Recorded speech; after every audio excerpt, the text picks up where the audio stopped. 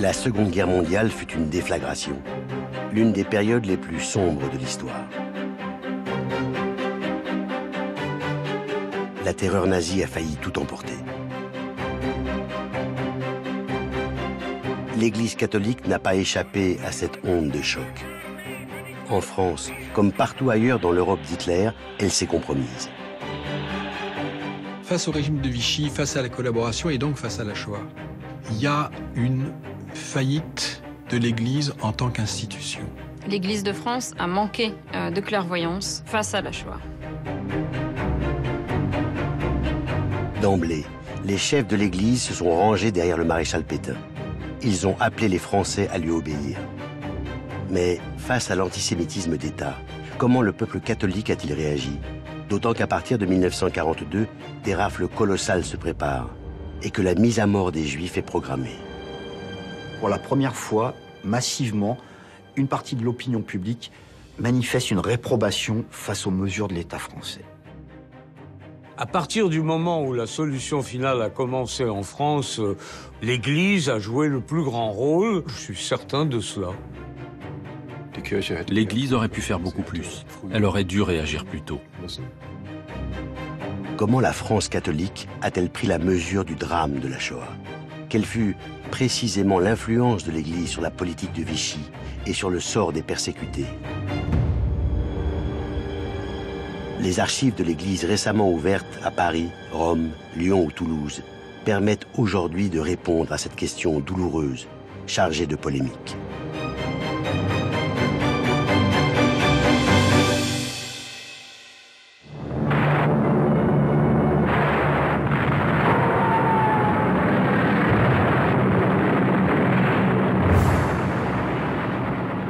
Juin 1940. La France subit une défaite foudroyante, humiliante, dévastatrice.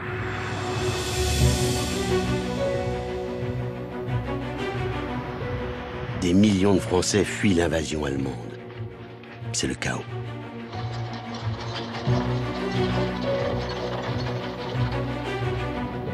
Paris est livré à l'envahisseur.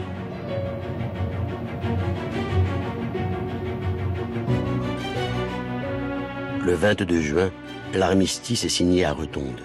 Hitler triomphe. Plus de la moitié du pays est occupé. La France est coupée en deux par une ligne de démarcation qui sépare les Français et bouleverse leur vie.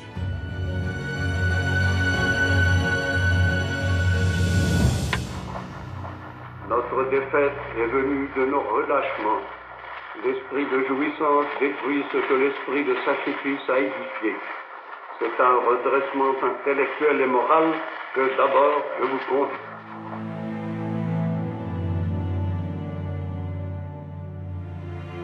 Porté par la catastrophe nationale, le maréchal Pétain obtient les pleins pouvoirs. L'heure est à la dictature, à l'ordre nouveau. La vieille République française parlementaire, démocratique et anticléricale est renversée.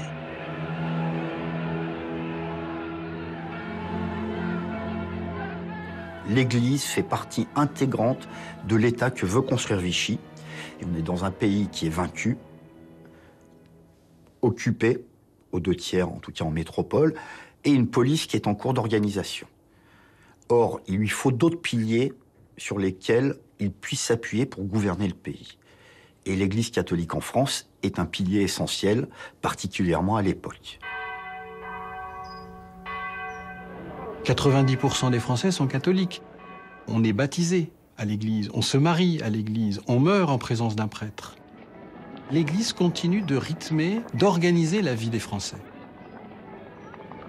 Nous sommes encore dans une période où il y a de très nombreuses vocations sacerdotales, un taux de pratiquants le dimanche assez élevé, et aussi, du coup, une influence de l'Église dans la société française qui n'est plus du tout la même aujourd'hui. La France est encore un pays qui est majoritairement rural. Le rythme de la vie campagnarde est absolument marqué, scandé par des fêtes qui sont des fêtes religieuses. Le maréchal Pétain n'était pas croyant lui-même. Il a décidé de s'appuyer sur l'Église. Je pense que c'était stratégique. C'était une façon de montrer quels étaient ses appuis qui allait à l'encontre des appuis de la République. Et que s'il est une chose que Pétain soignait particulièrement, c'est sa popularité.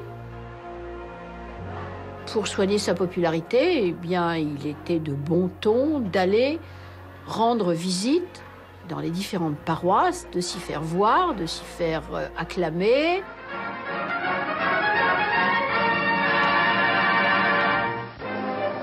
Grand événement à la Bourboule. En toute simplicité, le maréchal vient assister à la messe. La nouvelle s'est répandue à travers la petite ville et le parvis est bientôt noir de monde venu acclamer le chef de l'État. Vichy attend de l'Église catholique qu'elle fournisse une sorte d'armature morale au redressement national. Et Vichy instrumentalise l'Église, évidemment.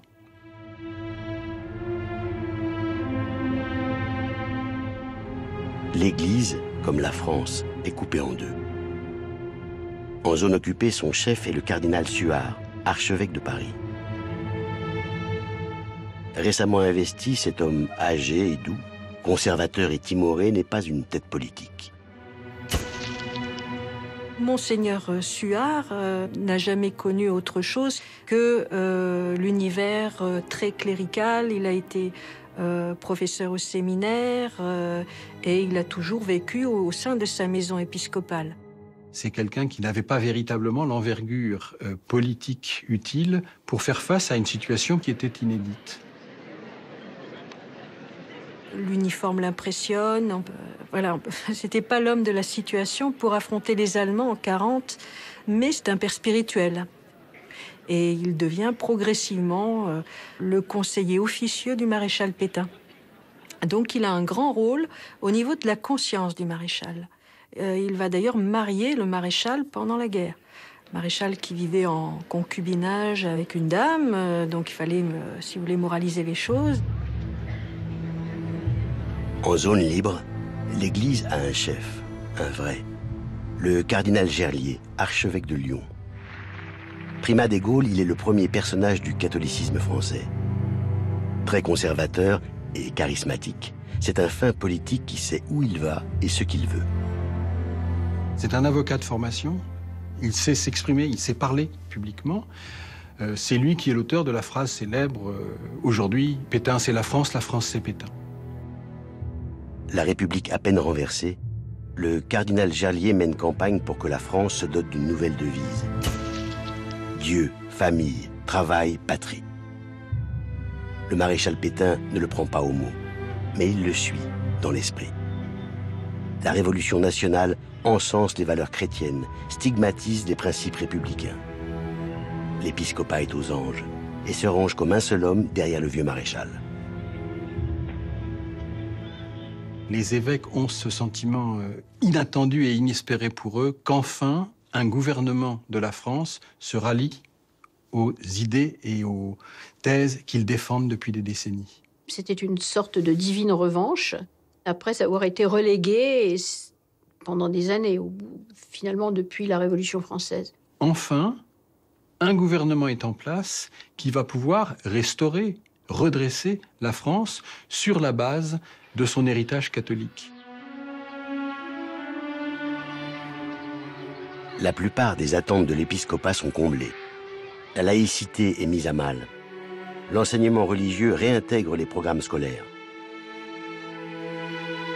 Les écoles privées sont avantagées. De nouvelles subventions sont accordées. Les associations catholiques bannies par la République sont réautorisées. Une des premières mesures du régime de Vichy en 40 et qui satisfait grandement les congrégations religieuses, c'est qu'elles peuvent de nouveau porter leur costume religieux, ce que la République avait jusque-là interdit. 24 octobre 1940. À Montoire, le maréchal Pétain rencontre le chancelier Hitler. L'heure est à la collaboration avec l'ennemi. L'opinion est troublée, mais l'Église fait bloc. Plusieurs voix éminentes s'expriment pour soutenir publiquement le chef de l'État. L'une d'elles est celle du cardinal Gerlier, qui proclame à Lyon « La France avait besoin d'un chef, Dieu a permis que vous soyez là. Toute la France est derrière vous. » Une autre voix est celle du cardinal Baudrillard, recteur de l'Institut catholique de Paris. Le cardinal Baudrillard, c'est une figure majeure du catholicisme intellectuel, du catholicisme des notables. Donc c'est un personnage qui est tout à fait important parce qu'il est membre de l'Assemblée des cardinaux et archevêques et parce qu'il est une voix qui est écoutée. 21 novembre 1940. La presse, à la botte de l'occupant, publie une déclaration choc de Monseigneur Baudrillard. La collaboration est une œuvre indispensable à la paix, œuvre où chacun doit mettre du sien. De telles paroles sont du pain béni pour la propagande nazie. L'opinion catholique est déconcertée. Seule une minorité approuve sans réserve au nom de l'obéissance due au maréchal. Les lettres de réprobation affluent à l'Institut catholique. Éminence, permettez à un vieil homme qui ne peut signer parce qu'il craint la censure de la Gestapo et sa vengeance sur les siens de vous dire la stupeur douloureuse où l'a plongé la lecture de votre interview. Français moyen, catholique fervent, patriote, j'ai l'honneur de répondre par mon profond désaccord à votre message. Monseigneur, comment peut-on penser que ce renard d'Hitler est venu faire cette proposition d'amitié à la France sans y être poussé par des raisons puissantes?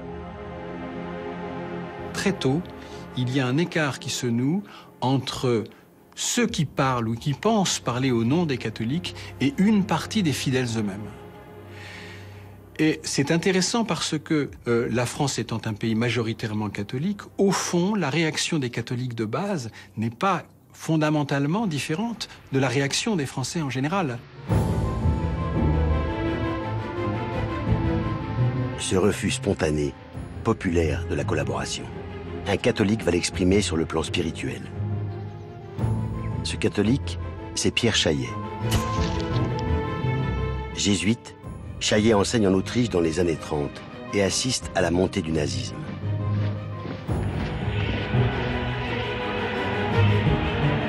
À son retour en France, à Lyon, il est consterné par le pétainisme actif de son cardinal, Monseigneur Gerlier.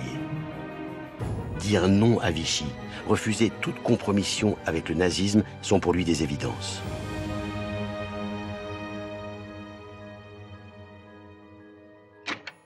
Il fallait rendre à notre peuple, qui était abattu par la défaite, mais bien davantage encore par les mensonges qui l'entouraient, il fallait lui rendre ce sentiment de dignité, ce sentiment de fierté et finalement une véritable espérance.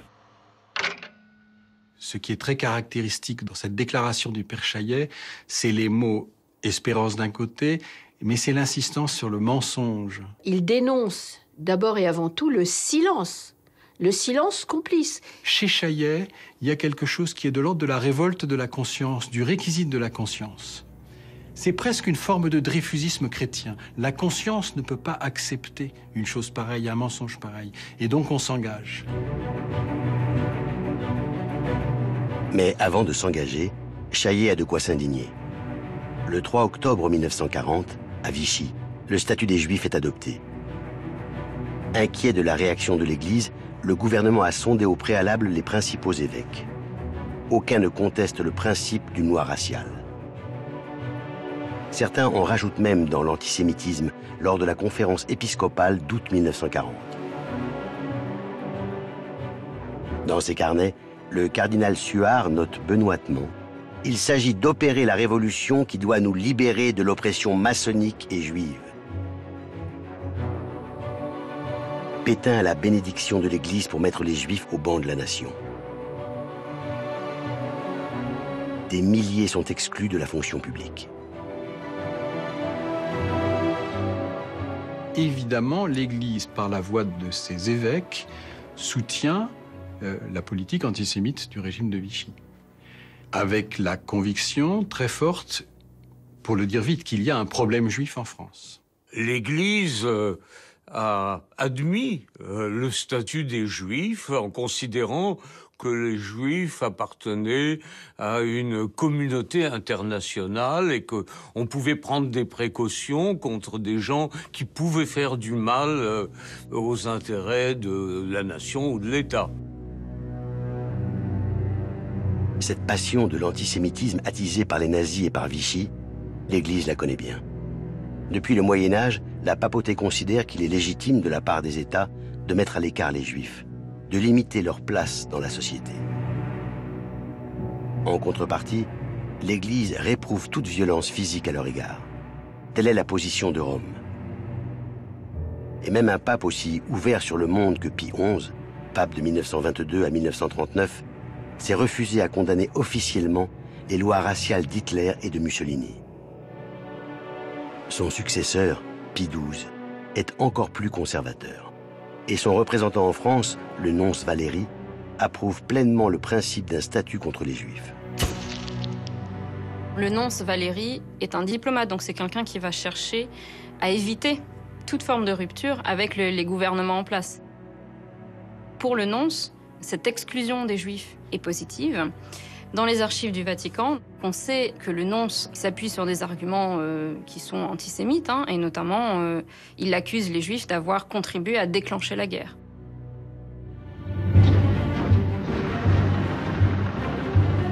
« 1941. Janvier, février, mars. Les troupes d'Hitler volent de succès en succès. Les Britanniques semblent sur le point d'être vaincus.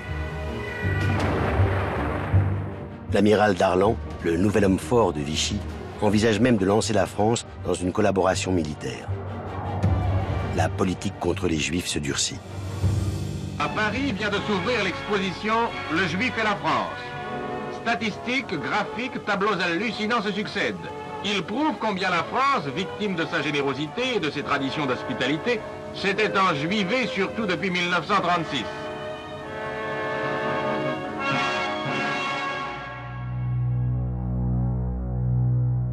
Propagande et spoliation sont à l'ordre du jour. L'occupant réclame la création d'un grand ministère de l'antisémitisme. Vichy cède. Le commissariat général aux questions juives est institué. À sa tête est nommé un grand catholique, Xavier Vallat. Que ce soit un catholique qui soit mis à la tête de cette politique, c'est un gage. C'est un gage de raison, c'est un gage de sécurité pour l'Église. On a affaire à un Vichy qui s'adresse à une France chrétienne. Et le choix de Vallat, il reflète la volonté de Vichy d'envoyer des signaux à destination de la population française en disant « nous faisons une politique bien de chez nous, qui s'ancre dans nos traditions ».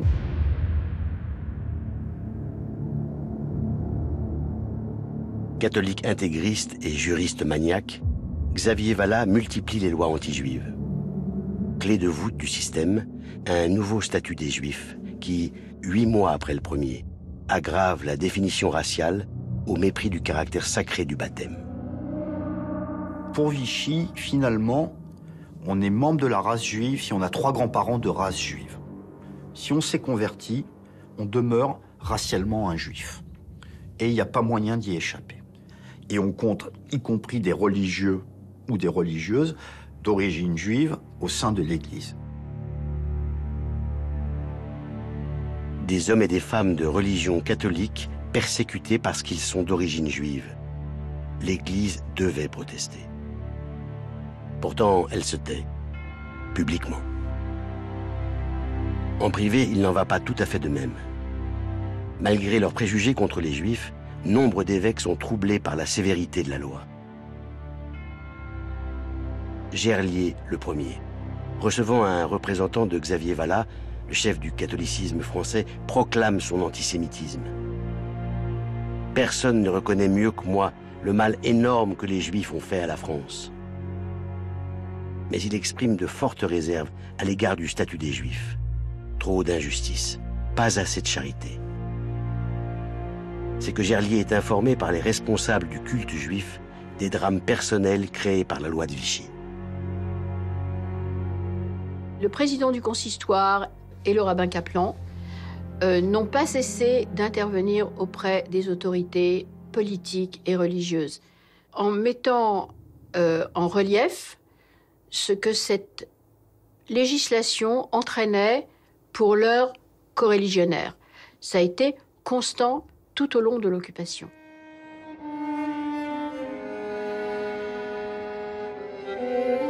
Car il y a plus grave encore que le statut des Juifs. Depuis l'automne 1940, Vichy interne en masse des Juifs étrangers en zone libre. Les conditions de vie y sont déplorables. Associations humanitaires et religieuses, juives, protestantes, américaines, sont à pied d'œuvre pour secourir les malheureux internés. Seuls les catholiques français manquent à l'appel. Mais les prélats, l'Église catholique ne proteste pas non plus contre le sort des malades mentaux qui sont dans des asiles et qui meurent et qui sont catholiques. Il y a une apathie profonde qui s'est abattue sur la France. La population, elle, s'inquiétait pour les prisonniers de guerre. Les prisonniers de guerre, c'était les hommes, c'était les chefs de famille, c'était les travailleurs. Et ils étaient au moins 1,5 million en captivité en Allemagne. Alors s'inquiéter pour une masse d'internés étrangers qui sont parqués dans des camps, ce n'était pas suffisant pour éveiller la sensibilité des Français et éveiller la sensibilité des prélats qui avaient d'autres problèmes devant eux, quoi.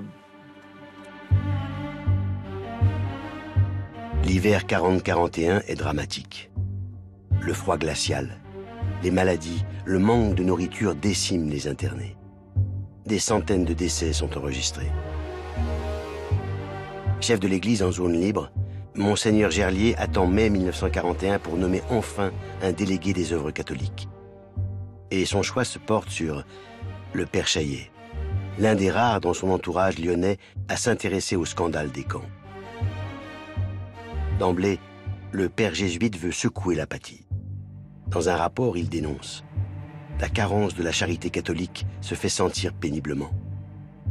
Plus tard, il dira « Le régime de Vichy n'était guère plus humain que les méthodes nazies ». Pour Pierre Chaillet, le moment est venu de s'engager dans l'action clandestine, une action spirituelle, un combat intellectuel contre ce poison de l'esprit qu'est l'antisémitisme.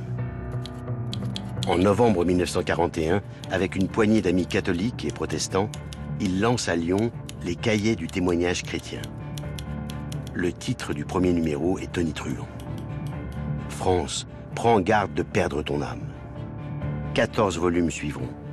Leur contenu est dévastateur. Soutenir la politique anti-juive de Pétain et Vallat, c'est être un mauvais chrétien. L'antisémitisme est incompatible avec le christianisme, assènent les Cahiers. C'est un journal qui a eu, alors dans les milieux juifs, un impact. C'était la voix qu'on attendait et qu'on a enfin reçue. C'est une sorte de révélation, oui. Je veux dire, il y a quand même quelqu'un qui est conscient de ce qui est en train de se passer. Les premières véritables informations sur ce qui se passait dans les camps, elles arrivent dans l'opinion par l'intermédiaire de témoignages chrétiens. Il y a là une opération éditoriale et résistante qui est véritablement impressionnante. Parce que tout ceci se fait dans la clandestinité. De 5000 exemplaires au départ, les Cahiers du témoignage chrétien tirent à plus de 100 000 en juillet 1944. La brochure est diffusée sous le manteau. Des militants astucieux s'occupent de la distribution. Il faut viser les bonnes personnes. Des catholiques influents haut placés. Des plis anonymes sont adressés à tous les évêques de France. La plupart sont ulcérés par le ton des cahiers.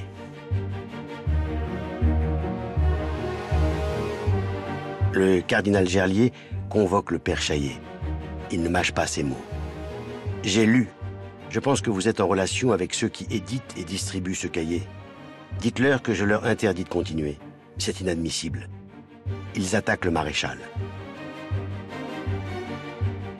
D'autres évêques s'insurgent et n'hésitent pas à condamner publiquement la résistance.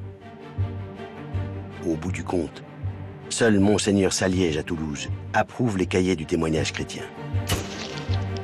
Âgé de 72 ans, handicapé depuis une attaque cérébrale, l'archevêque de Toulouse se méfie de la politique. Après la défaite, il soutient le maréchal Pétain.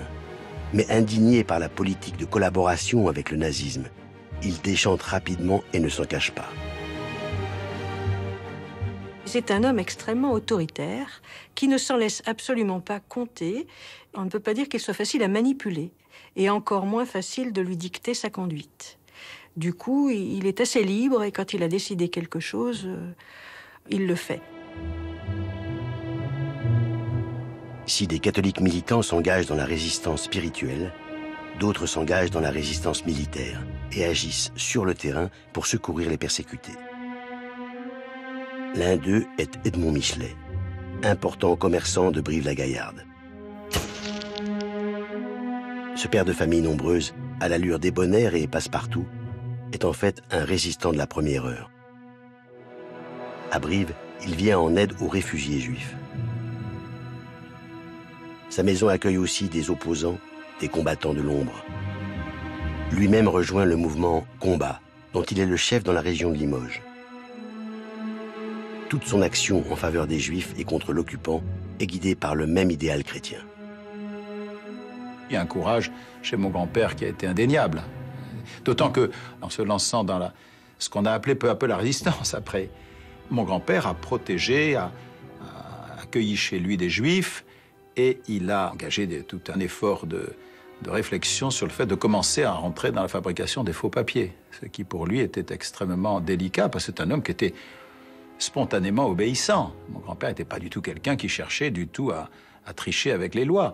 Donc commencer à faire un faux papier, ça supposait aussi un acte intérieur qui n'était pas évident à poser.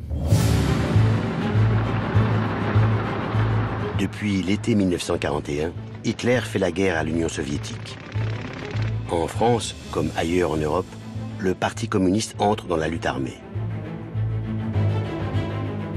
L'occupant fusille des otages. Très vite, ces représailles ciblent les Juifs, fusillés et raflés en masse.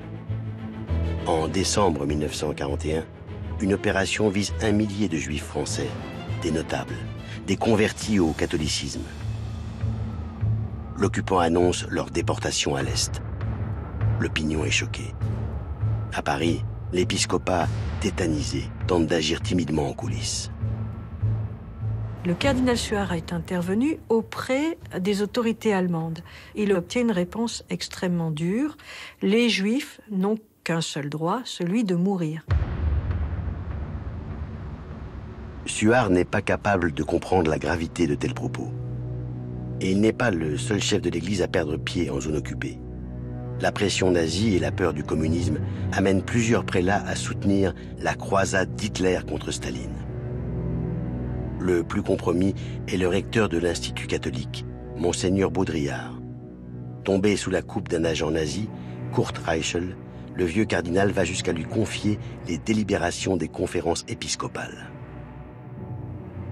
Kurt Reichel cherche systématiquement à savoir ce qui a été dit lors des réunions plénières de l'Assemblée des cardinaux et archevêques. L'Allemagne nazie a bien conscience que l'Église peut influer sur l'opinion publique française. Et du coup, elle cherche à avoir des renseignements. Sous l'emprise de Reichel, Baudrillard multiplie les entretiens dans la presse et publie des brochures de propagande. Il déclare: supprimer la centrale communiste, c'est sauver le monde de l'état de péché mortel. Le cardinal se retrouve dans le camp de tous les traîtres à la solde de l'occupant. L'opinion catholique est scandalisée. Les insultes redoublent dans la correspondance du vieux recteur. Salopard de Baudrillard, tu mises à bloc sur Hitler, mais ne t'en fais pas, l'URSS et l'Angleterre l'auront. Et quant à nous, on se charge des salopards de ton espèce. Ses ennemis les plus farouches n'auront pas le temps de mettre leurs menaces à exécution. En mai 1942, Monseigneur Baudrillard rend l'âme. Ses funérailles, officielles, tournent à la grand-messe collaborationniste. À Notre-Dame de Paris, les funérailles se déroulent en présence du président Laval et d'éminentes personnalités civiles et religieuses. C'est un grand Français, une souveraine intelligence qui vient de disparaître. Après la cérémonie, le corps du prince de l'Église devait être porté à l'Institut catholique. Il est mort, voilà, il a reçu l'absolution peut-être aussi, mais peut-être n'est-il pas allé au paradis. Voilà. Au printemps 1942, l'Église de France est débarrassée de l'encombrant Baudrillard. Mais malheureusement, le cardinal a fait des émules. Des catholiques prennent l'uniforme allemand au nom de la défense de la civilisation chrétienne. Un prêtre, Monseigneur Mayol de Lupé, multiplie les déclarations tapageuses dans les meetings collaborationnistes. Aumônier catholique de la LVF, la Légion des volontaires français, il appelle au sacrifice de la jeunesse pour sauver l'Europe chrétienne. Il en a parmi les autres, et pas seulement un, m'a demandé à offrir sa vie, à donner tout son sang pour la Légion, afin qu'elle soit digne de sa mission, pour que par la Légion, la France redevienne digne de son histoire, de son passé, de sa gloire, la France de Saint-Louis, de Sainte-Jeanne, de Duguesclin, d'Assas, d'Henri IV, de Louis XIV.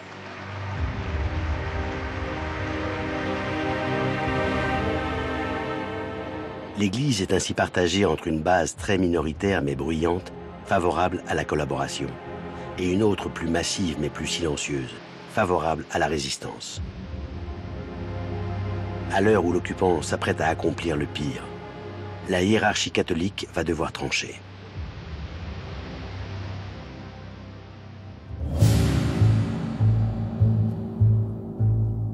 Sur le front russe, l'horreur culmine. Des commandos spéciaux de la SS massacrent les populations juives à l'arrière des combats.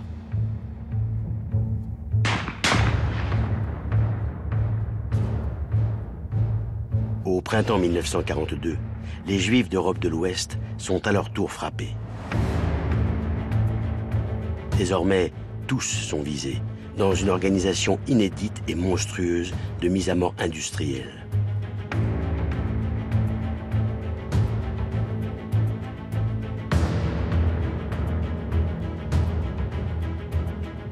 À Auschwitz-Birkenau ou Sobibor, des chambres à gaz sont installées.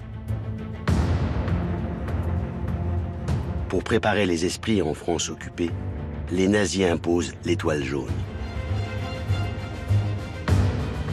Quand, à Paris, en juin 1942, le port de l'étoile commence à être mis en œuvre, d'un coup, le juif, c'est plus un être éthéré, c'est-à-dire ce démon qui suce le sang de la France, comme l'explique la propagande. C'est le mutilé de guerre qu'on croise au coin de la rue, c'est le gamin qui va à l'école avec votre gamin. On passe de la figure éthérée à un être humain incarné qui n'est pas différent. 26 juin 1942, les SS réclament 40 000 juifs au gouvernement français.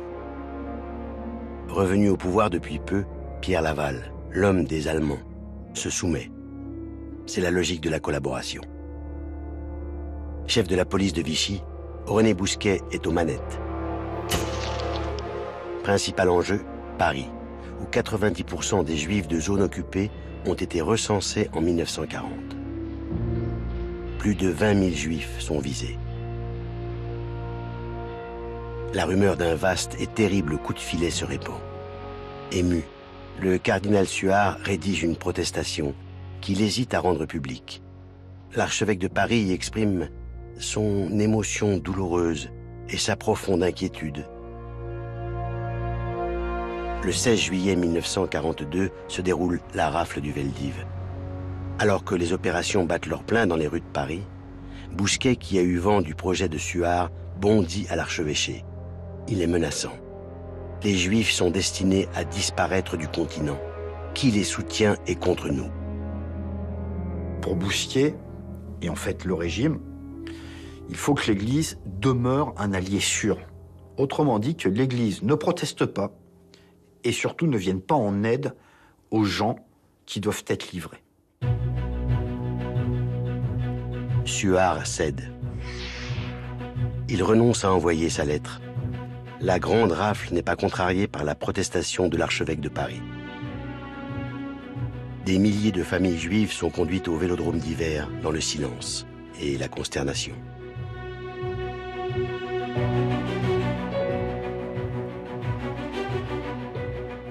Jeannette a 12 ans et demi. Ses parents, juifs polonais, sont visés par la rafle.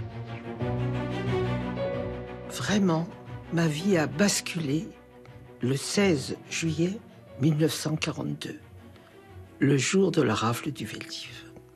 Au petit matin, on sonne à la maison. Et c'est moi qui me lève la première, j'ouvre la porte. 2 flics français demandent mon papa. Et maman arrive avec mon petit frère dans les bras et lui dit, mon mari n'est pas là. Il fouille la maison, les placards, les armoires. Mon père n'est pas là. Et l'un des deux dit, on va emmener la femme et les mioches. Le second répond, on va pas s'emmerder avec une femme et 2 gosses. Et ils sont partis. Jeannette, sa mère et son petit frère ont beaucoup de chance, car les enfants aussi sont arrêtés. Vichy insiste pour les déporter au plus vite. À partir du 19 juillet, ils sont transférés de l'enfer du Veldiv vers un autre enfer, les camps du Loiret, puis de Drancy, dernière étape avant la mort. Laval était au courant du danger que couraient les déportés, et donc il a délibérément, je dirais consciemment, demandé aux Allemands de prendre également les enfants. La question de la persécution antisémite a tout à coup changé de registre. Donc il y a eu un sursaut qui était aussi, mais c'est ça qu'on est devenu. On a fini par adopter les méthodes barbares des Boches. On a été devant quelque chose d'extrêmement grave. Soutenir le régime de Vichy qui organisait les rafles, et les rafles de juifs, devenait quelque chose d'impie. 21 juillet 1942. Les archevêques et cardinaux se retrouvent en assemblée à Paris. Face à l'énormité du crime, l'Église ne peut pas ne pas réagir. Mais de quelle manière? Après discussion, le choix d'une simple lettre au maréchal Pétain signée Suard est décidé. Tétanisé, l'archevêque de Paris se contente de dénoncer les durs traitements infligés aux Juifs et demande humblement de faire respecter les droits de la charité. Il espère ainsi influencer le maréchal sans le froisser.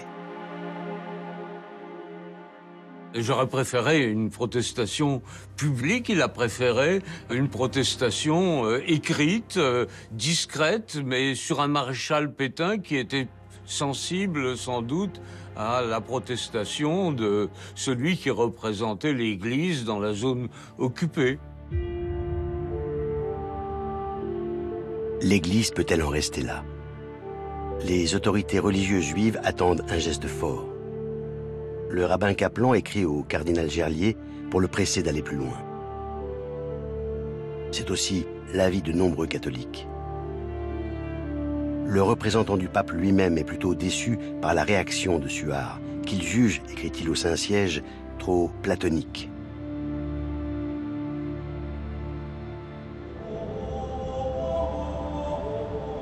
Le nonce Valéry va profiter du grand pèlerinage annuel au Puy-en-Velay pour tenter de faire bouger l'Église de France. Le 15 août 1942, les mouvements de jeunesse catholique affluent au Puy-en-Velay pour célébrer la Vierge Marie. L'ambiance est allègre et exaltée. De nombreux évêques sont présents, dont Gerlier. Mais la beauté des lieux, la ferveur des pèlerins ne doivent pas faire illusion. L'heure est au drame. Des opérations contre les Juifs apatrides sont en cours dans toute la zone libre. Une rafle gigantesque est programmée pour le 26 août. En marge des cérémonies du Puy-en-Velay, Monseigneur Valéry initie une réunion secrète afin de convaincre l'épiscopat de réagir publiquement. Mais les évêques n'arrivent pas à se mettre d'accord sur une protestation commune. Le fait que le nonce apostolique en France à cette période n'ait pas réussi à convaincre l'ensemble de l'épiscopat français montre au moins qu'il y avait une sorte de chape de conformité, une forme de démission.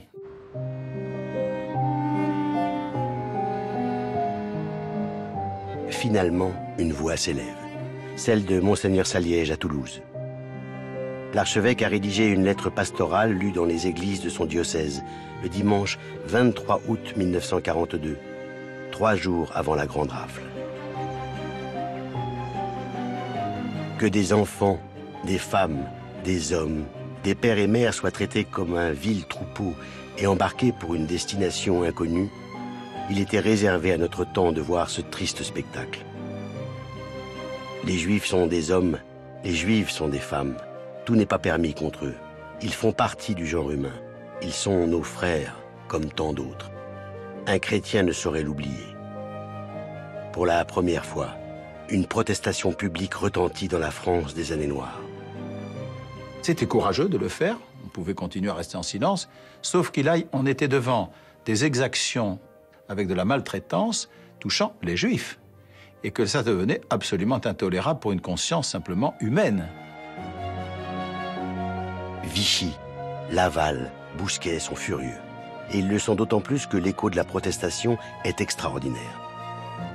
Saliège est submergé de félicitations, de remerciements pour son acte courageux. Lu à la BBC, imprimé sous toutes les formes, sa lettre sera le tract le plus diffusé de l'histoire de la résistance.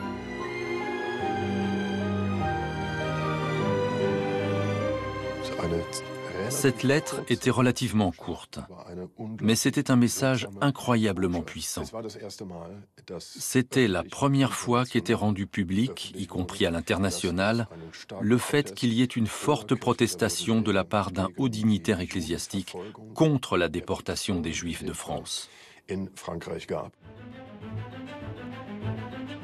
Malgré l'avertissement de l'archevêque de Toulouse, Vichy poursuit sa politique criminelle. Le 26 août, un déploiement de forces exceptionnelles dans toute la zone libre entraîne l'arrestation de 6600 Juifs. Bousquet en espérait 14 000. Il est ulcéré par ce demi-échec, en partie dû à la lettre de Saliège. Et ce n'est pas fini. À Marseille ou Montauban, d'autres évêques défient Vichy par des protestations publiques. Parmi eux, celui qu'on attendait le moins, le cardinal Gerlier, qui déclare à Lyon « Le cœur se serre à la pensée des traitements subis par des milliers d'êtres humains, et plus encore en songeant à ce que l'on peut prévoir. » Il dit très clairement, avec à peu près les mêmes mots que Saliège, que c'est tout simplement inadmissible de traiter des êtres humains de la sorte, et que les déportations ne doivent pas être soutenues par l'État. Cela est d'autant plus gênant pour Vichy, car Gerlier est, et ça c'est un fait, un fervent soutien du régime.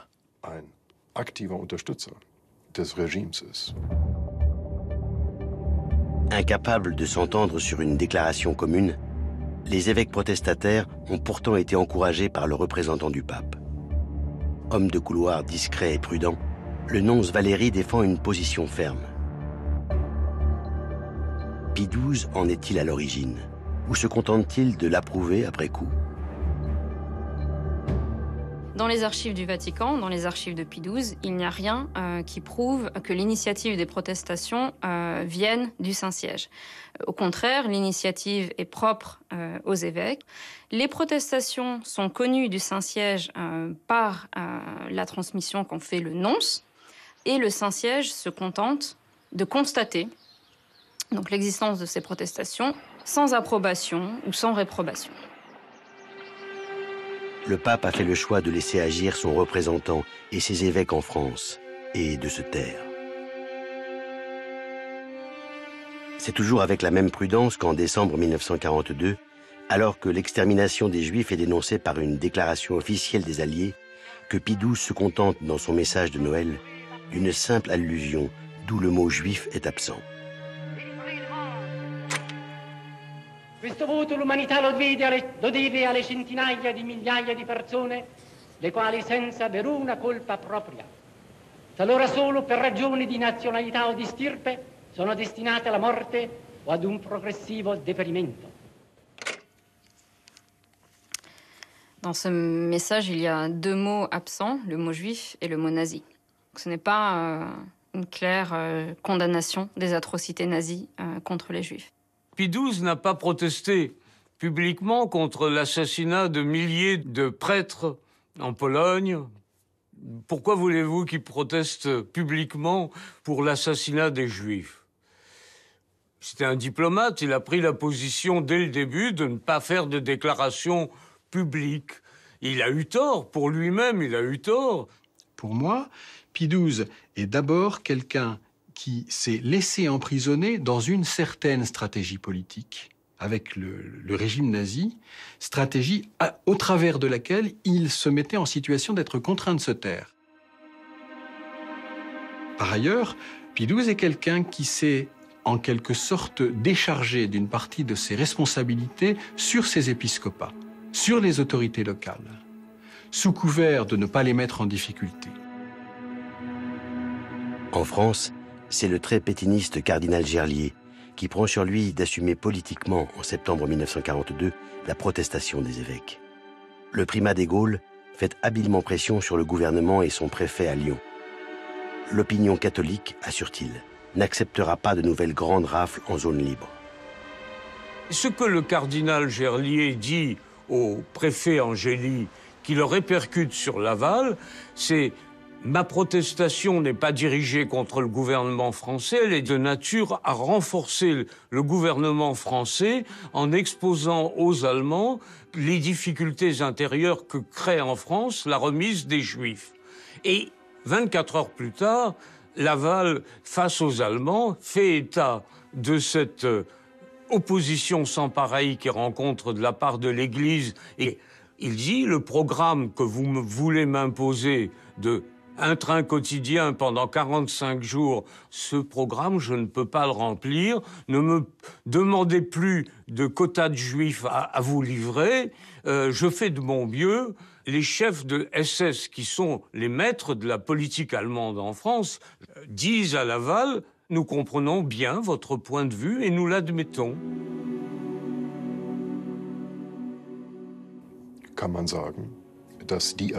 Les événements d'août et de septembre 1942, le conflit qu'il y a eu entre quelques dignitaires de l'Église et Vichy, a effectivement eu pour conséquence que moins de Juifs ont été déportés et assassinés.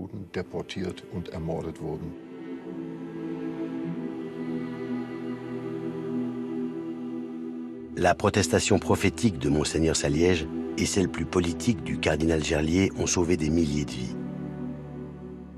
La machine infernale, mise en branle par Laval et Bousquet, n'est pas arrêtée, mais elle est soudainement ralentie.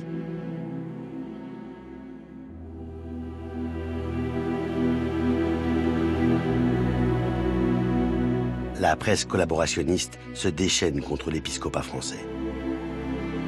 Dans Au pilori, un jeune héros de la LVF clame en tant que chrétien sa haine du cardinal Gerlier.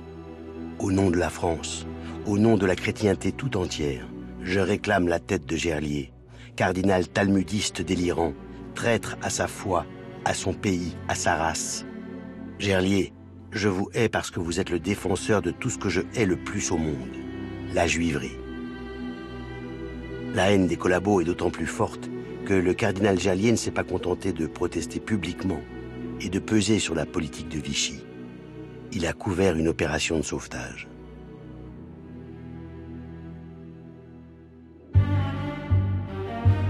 Les Juifs raflés le 26 août 1942 sont parqués dans des centres de triage avant leur transfert pour Drancy. Dans la région de Lyon, ils aboutissent dans un camp, à Vénissieux. Les associations humanitaires, juives et chrétiennes, sont à pied d'œuvre. Pierre Chaillet intervient au nom de l'Amitié chrétienne, une organisation d'assistance fondée à l'automne 41.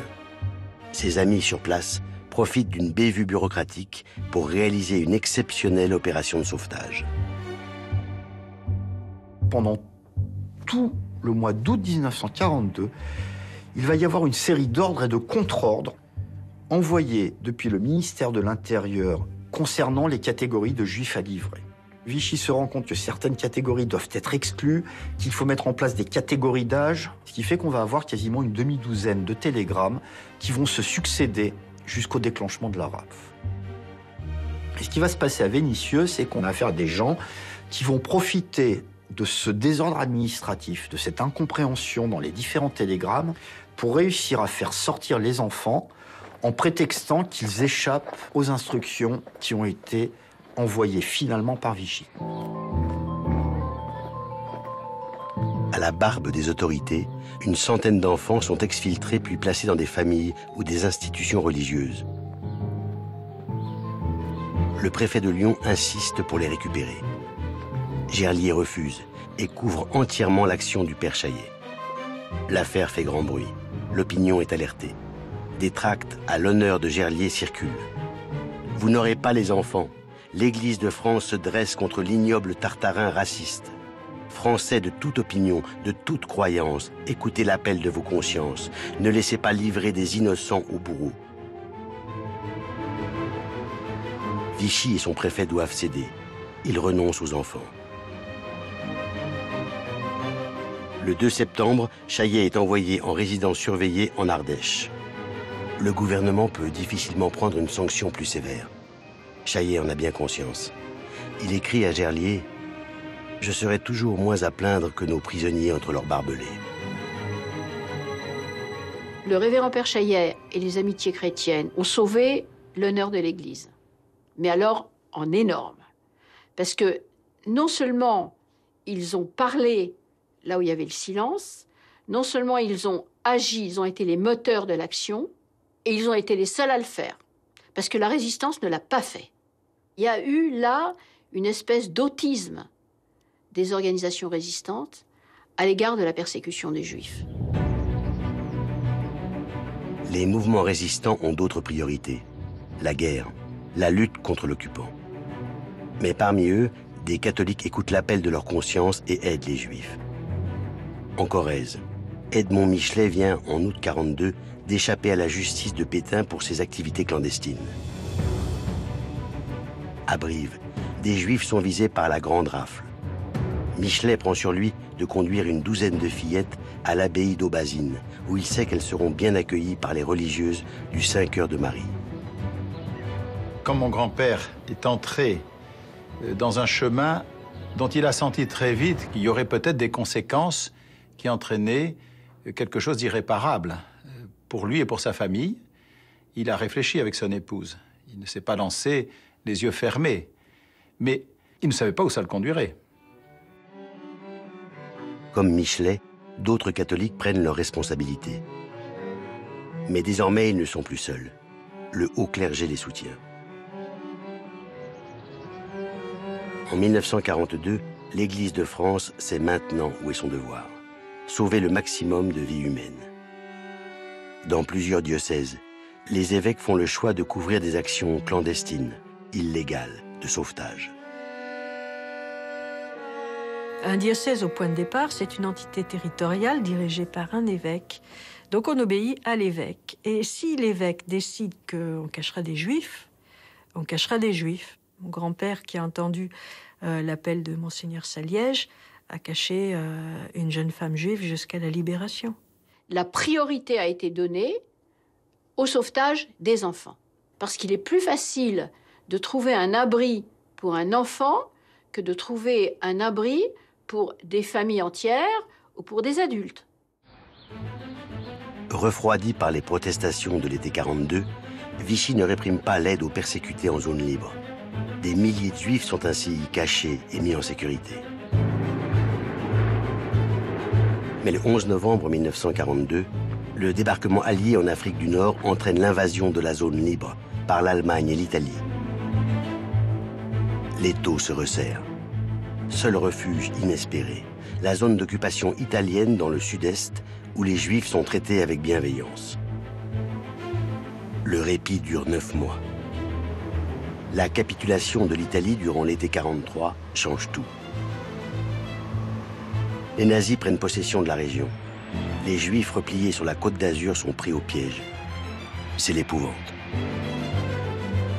L'armée contrôlait les gares, contrôlait les routes. Il était difficile de quitter Nice. Il n'y avait pas beaucoup de possibilités d'échapper à la situation d'être traqué. Mon père a construit un double fond dans un placard. C'est tout ce qu'il pouvait faire. Et lui, il s'est livré. Et Bon, ça a empêché les Allemands de trop chercher dans l'appartement, mais ils sont quand même entrés dans le placard, mais ils nous ont pas trouvés. Les familles, les enfants sont très menacés. Mais une incroyable opération de sauvetage va être initiée au cœur même de l'évêché de Nice. Grâce à l'aide de Monseigneur Raymond, un couple d'intellectuels juifs, Moussa Abadi et sa compagne, Odette Rosenstock, vont sauver plus de 500 enfants.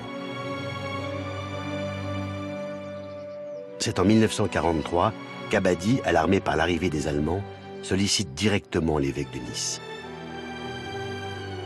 Je viens vous demander de prendre des risques, d'essayer de vivre vos évangiles comme je vais essayer de vivre ma Bible. Vous pouvez me jeter dehors, vous pouvez me chasser, mais sachez que sans vous, je ne pourrai pas sauver les enfants. Proche du maréchal Pétain, ancien poilu de 14, Monseigneur Raymond est connu pour son rejet de l'antisémitisme et pour son humanité. Moussa Abadi a frappé à la bonne porte. L'évêque de Nice le nomme inspecteur de l'enseignement catholique et lui procure un bureau. Une couverture idéale. Le réseau Marcel est né. Moussa Abadi, on va le faire passer, si vous voulez, pour un personnage éminent à l'intérieur de l'évêché de Nice. L'évêché va donc devenir le lieu même où on va cacher les enfants. On va d'abord les rassembler dans un monastère cloîtré, chez les Clarisses de Nice, où on va ensuite les répartir entre les communautés religieuses dans la population non juive. Le couvent des Clarisses. Qui devinerait que ce monastère paisiblement installé sur la colline de Cimier constitue la plaque tournante du sauvetage des enfants juifs à Nice. C'est là qu'on leur apprend à changer d'identité. C'est là que Moussa Abadi distribue faux papiers et certificats de baptême. Il en fabriquera 1 millier. Jeannette Souita, 14 ans, devient ainsi Jeanne Moreau, née à Marrakech, avant d'être envoyée dans un couvent à Grasse. Quand on est dans une nouvelle classe, au bout de 2 jours, 3 jours, le professeur principal vous donne un petit papier pour vous marquer vos coordonnées. Jeanne Moreau, je sais écrire. Mais Marrakech, je ne sais pas écrire. Et je me dis, si je fais une faute d'orthographe dans le nom de ma ville natale, on va me prendre pour une demeurée. Je ne suis pas complètement demeurée. Et il me prend un espèce de fou rire nerveux. Et vous voyez, j'ai la tête dans mes bras. Mais sœur Marie-Adèle, qui était là, a vu qu'il y avait quelque chose qui n'allait pas. Elle est venue à moi. Tu t'appelles Jeanne Moreau? Oui, ma sœur. Où tu es née? À Marrakech, ma sœur. Elle écrit Marrakech, Maroc. Elle me donne une petite tape sur la joue. Allez, va t'asseoir. Ce qui ressort de tout ça, c'est cette peur viscérale qu'on éprouvait nuit et jour.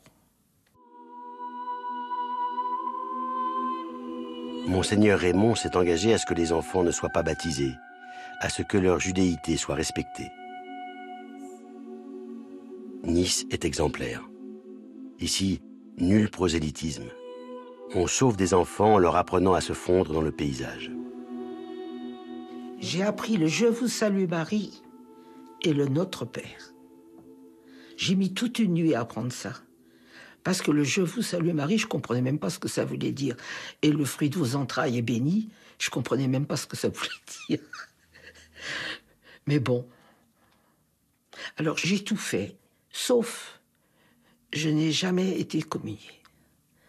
Il me semblait que ça aurait été... Enfin, je n'ai pas pu.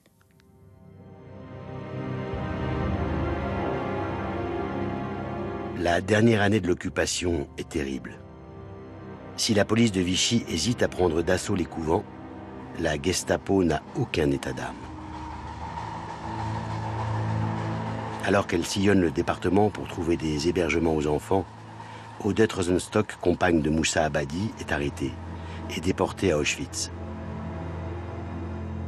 Accusé d'aider les Juifs et la résistance, Monseigneur Saliège est à son tour arrêté à Toulouse. Handicapé, âgé, l'archevêque est finalement épargné. Les résistants catholiques ont eux aussi payé un lourd tribut. En 1943, le père Chaillet échappe de peu aux griffes de la Gestapo. Edmond Michelet n'a pas cette chance.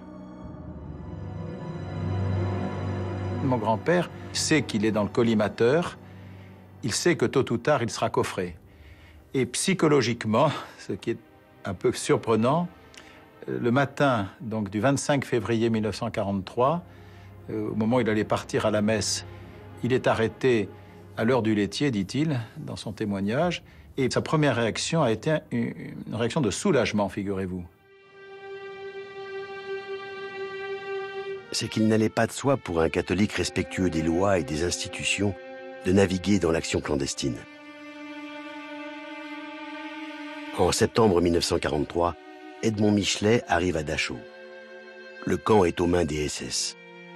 Déporté politique, il s'adapte à l'horreur concentrationnaire. Rayonnant, il organise une vie intellectuelle et spirituelle. Et il survit. Le 6 mai 1945, Dachau vient d'être libéré. Une équipe de militaires américains interroge le résistant catholique qui parle anglais. To what do you owe the fact you believe that you are alive now, that you didn't perish like... To the Providence, to the Providence. I am a Roman Catholic and I do believe in God, you know. I'm obliged to believe in God. Well, thank you. Thank you. Thank you. Thank you.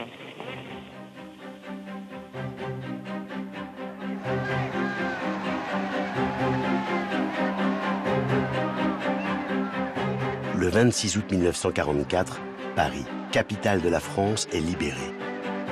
De Gaulle défile victorieusement sur les Champs-Élysées. Il se rend à Notre-Dame, un tédéum y est célébré. Le cardinal Suard est poliment écarté de son église. Il en est mortifié. Dans son journal, il confie « Cette journée fut l'une des plus pénibles de ma vie ». Un mois plus tard, Pie XII lui adresse une lettre réconfortante, comme si l'archevêque de Paris avait vécu un drame. Dans cette lettre, le pape loue l'esprit de sacrifice avec lequel il a servi la cause sainte de l'Église pendant l'occupation allemande. Pie XII ne veut pas, ne peut pas comprendre ce qu'on reproche à Suard, si soumis à Pétain, si défaillant face à la persécution des Juifs. Pie XII considérait que l'épiscopat français avait rempli son rôle. Et il n'était pas du tout disposé à demander à ce que ces évêques quittent leurs fonctions. L'Église a soutenu Vichy, jugé nul et non avenu par le général de Gaulle. Plusieurs évêques sont dans le collimateur de la résistance. Le représentant du pape, le nonce Valéry, est renvoyé. Ce qu'il a fait pour les Juifs en 1942 n'est pas porté à son crédit. On lui reproche d'avoir été proche du maréchal Pétain. Très peu d'évêques pourtant sont écartés. L'Église est un pilier de la société. Lui-même profondément catholique, de Gaulle ne peut pas se permettre un affrontement ouvert. Autant le maréchal Pétain a été accueilli avec beaucoup d'enthousiasme en 1940 par l'épiscopat français, autant le général de Gaulle a été accueilli très fraîchement par eux, considéré tantôt comme un agent du communisme soviétique, tantôt comme un opportuniste, en tout cas comme quelqu'un qui avait trahi la France en fuyant à Londres en 1940. Et donc de Gaulle savait très bien qu'il avait besoin de l'Église pour pouvoir mener une politique de reconstruction nationale. L'Église de France est épargnée, Pie XII aussi. Dans un monde en proie à la peur des totalitarismes, le pape est plus populaire que jamais. Et ce, jusqu'en Israël. À la fin de la guerre, Golda Meir venait baiser la main du pape et pratiquement tout le monde chantait les louanges de Pie XII. Tous les juifs, en tout cas. Ce n'est qu'en 1963 que la polémique naît. 5 ans après la mort de Pie XII, une pièce de théâtre met le feu aux poudres. Le Vicaire, joué au théâtre de l'Athénée à Paris. Son auteur, un jeune dramaturge allemand, assure que Pie XII, informé de l'existence des camps d'extermination, aurait fait le choix de ménager Hitler par raison d'État.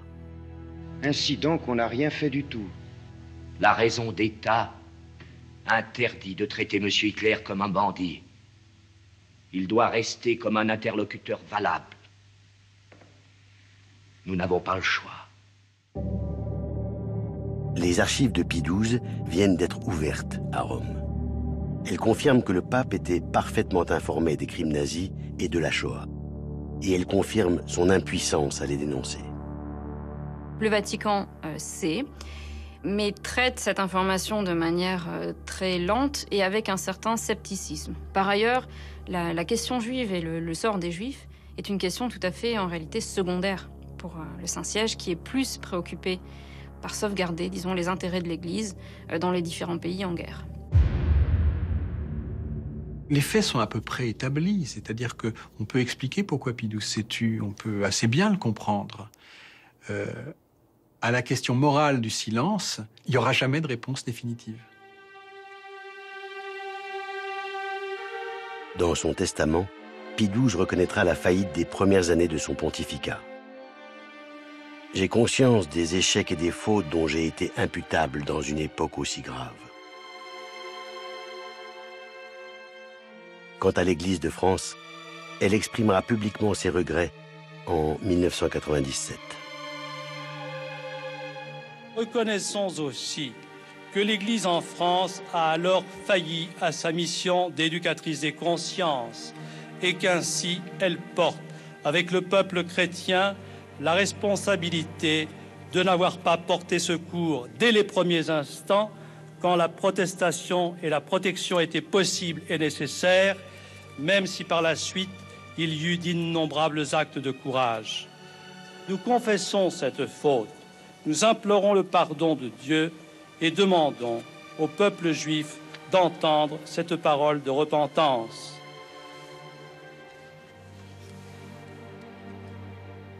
Ce texte est très beau.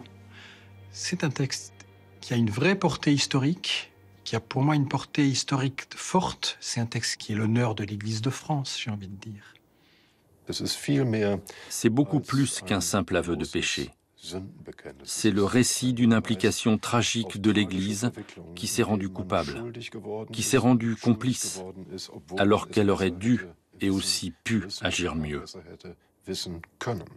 J'ai écrit au cardinal Lustiger en lui disant « Ne le faites pas parce que c'est faux. Vous pouvez vous repentir de ne pas avoir parlé en 40, mais pas vous repentir de ne pas avoir parlé ensuite. Ensuite, vous avez parlé et les résultats sont là. » Tel est le paradoxe de la France catholique face à la Shoah. C'est précisément parce qu'elle a soutenu Pétain et sa politique en 1940 que l'Église a pu peser de tout son poids en 1942, au moment tragique des rafles, et contrarier les plans nazis. Si les 3/4 des Juifs ont pu survivre en France, c'est aussi en partie à l'action des évêques qu'ils le doivent.